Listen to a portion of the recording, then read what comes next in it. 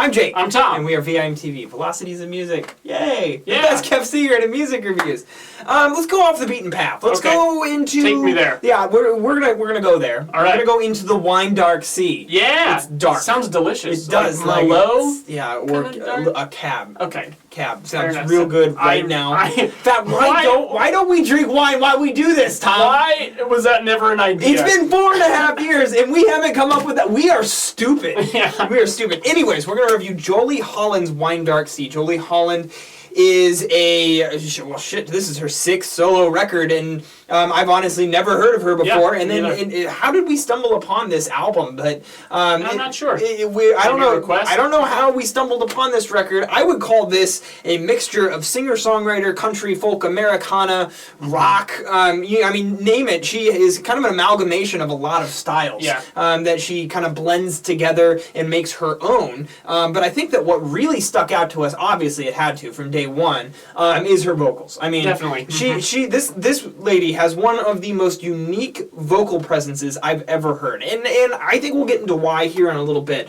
But overall, I think that if I had to pin one artist to compare this to, it would be M. Ward. And the reason is like Transfiguration of Vincent era M. Ward, because you have a lot of like guitar riffs throughout most of these tracks that are very just kind of laid back, fun, but complicated at the same time. So it has that folksy Americana vibe to it. It's electric guitar, and it kind of just carries the song along. But it's complicated, and so M. Ward has an iconic voice and uses guitar to carry his songs along and make up the composite of his songs. So it kind of just makes sense that it's similar. But really, if you're comparing apples to oranges, they are very different. Still. Sure. Well, yeah, and I don't think there's anything out there that sounds entirely like Jolie Holland. There are elements you can take, and I agree with your M. Ward comparison. A couple artists I was thinking of, and I make this comparison less just in like sound and more in approach, but take like Tom Waits or Nick Cave. There's definitely some Tom Waits. Yeah, a couple in those, because those are a couple artists who take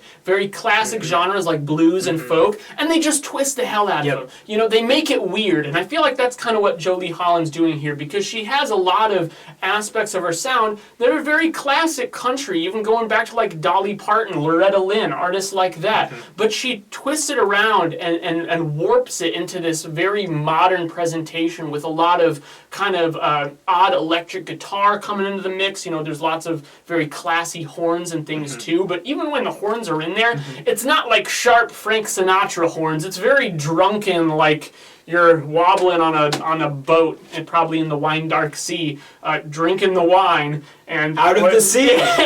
Which really, I think the more we come back to that, the more descriptive the album title is to the actual sound. Yeah. It really works. Yeah, it really does. And I mean, from the moment that I put this record on, I was impressed. And in fact, I picked track 1 On and On as one of my track picks, because that track, I mean, the first thing that I key in on after first listen and getting over the fact that the vocals, we'll get to that in a second, but it's just that crunchy guitars. That is a rock song, and it's a rock song pretending to be a folk song. Yeah, and that's something that it's just provocative to me. And when it comes to a songwriter who's able to do something like that, to make genres kind of jump and pretend to be other, like that's just crazy good songwriting to me. So I was initially drawn into that very much so. So to tackle her vocals, how would you describe her vocals, Tito?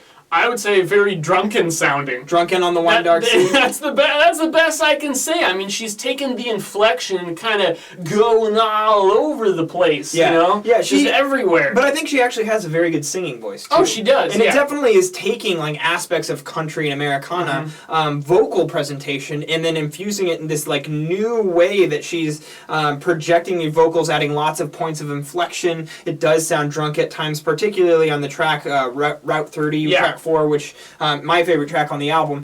That's probably the track where I'd say that she's the most. She takes her vocals to like the furthest point. For sure, it's almost like I could see how people would not appreciate her vocals there, just because it's so out there. She's so flamboyant about her inflection. And I was kind of on the border with that track. I like the track, and I see why it's your favorite one. I think that you're absolutely right, though. If it's gonna bother you at all, her vocals, they're gonna bother you on that track, because that's where she takes it to the extreme. Now, in general, though, on the rest rest of the album, though, I really think it's a point in favor. Yeah, it brings I do a lot too. of authenticity to it. It does, and that's the thing that sets Wine Dark Sea apart from most of the music we review on this channel, is that really this is one of the most original albums that we've gotten the chance to review. And the thing is that you hear me preach about this all the time, because originality is my number one thing that makes me appreciate an album. If it has an original sound, I'm naturally going to gravitate towards it, and that's probably why I did gravitate towards Wine Dark Sea. Is probably why we chose to review it, as it was so unique, and probably why I ended up liking this record. I mean, throughout this record,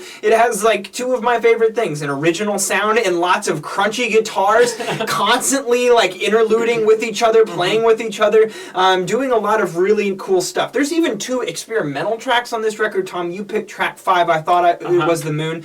Very experimental, noise-based, almost like something kind I heard. Ambient. Yeah, almost like I heard the Decemberists do on the first track of Her Majesty. Just playing with their just noise essentially, and trying to make a song out of it. Really the only semblance of a song in that track is the acoustic guitar she's just kind of loosely playing in her vocals.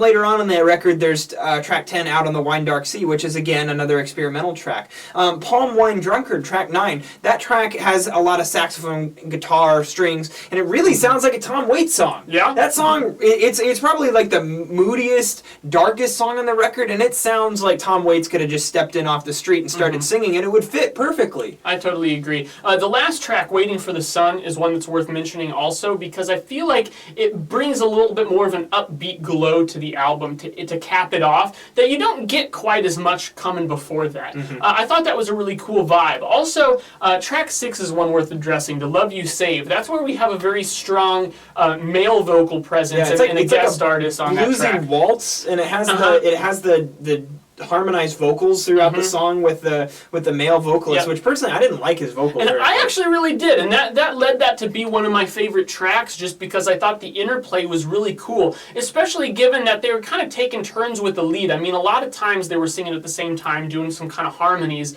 but mostly with the mixing. Sometimes he was kind of at the top of the mix, and sometimes she was. And I thought that right smack dab in the middle of the album, that song really provided a good bit of variety, and particularly that it adheres to a very classic kind of stumbling blues folk tradition that you'd hear, even like Blue-Eyed Soul kind of music. To me, I just don't see how like anyone could possibly sing with Jolie Holland, because her voice is so unique, and like his is very just normal baritone vocals that really don't have that much style or inflection to them. Or I mean, they're well sung, don't get me wrong or anything, but it just contrasted so heavily with Jolie's vocals that it just But I can see how somebody would really like that too. It balances itself out.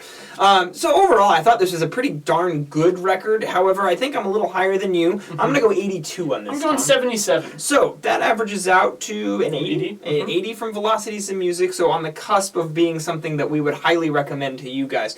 Wine Dark Sea is an album that takes a couple of listens, because first of all, you got to get over her vocals and either decide whether or not you can handle them or not. If you can, you're probably in for a treat, because there's a lot of guitars, really good songwriting, a lot of different instrumental palettes and experimentation on this album, and it's just an overall original listening experience.